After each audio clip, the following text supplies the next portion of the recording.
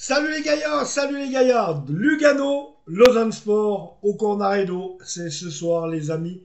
Attention, il va falloir aller chercher 3 points bien évidemment, on sait que ça va être difficile.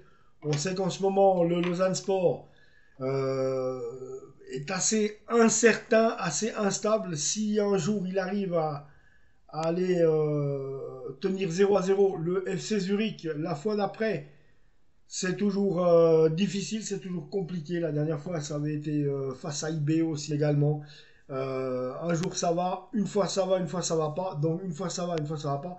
Beaucoup d'instabilité au niveau des résultats, avec un match très surprenant et puis dont on était content d'avoir fait match nul contre ce FC Zurich qui est impérial et toujours premier de Super League.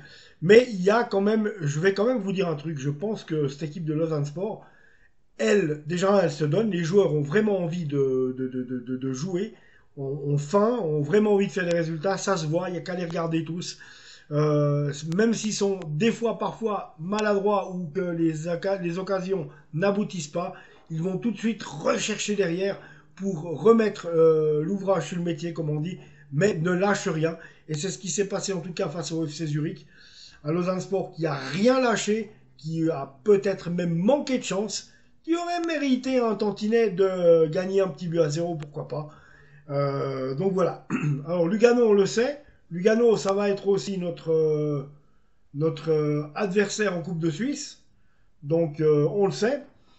Voilà qu'on va les avoir maintenant. Il faut qu'on les amène au championnat. Donc il va falloir aller chercher.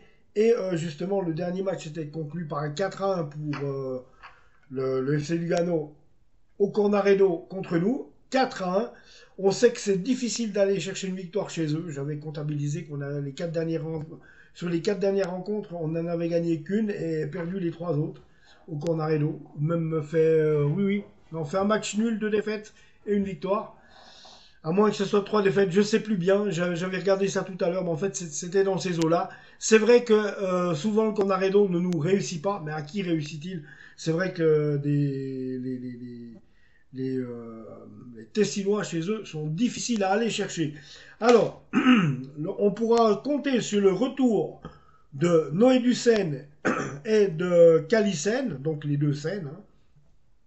Ouais, ils vont nous faire un festival sur scène. Hein, à moins d'un one-man show, mais ce qu'on leur demande, c'est plutôt des buts. Donc les deux scènes, Noé Ducène et Calicène, de retour de suspension. Simone Grippo, il n'avait pas la grippe, mais il était blessé et il est de retour. Non, non, c'est pas vrai.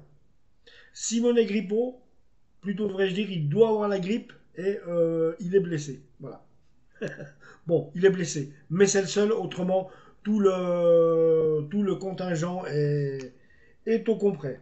Au complet. En Lugano c'est 7e place avec 9 points.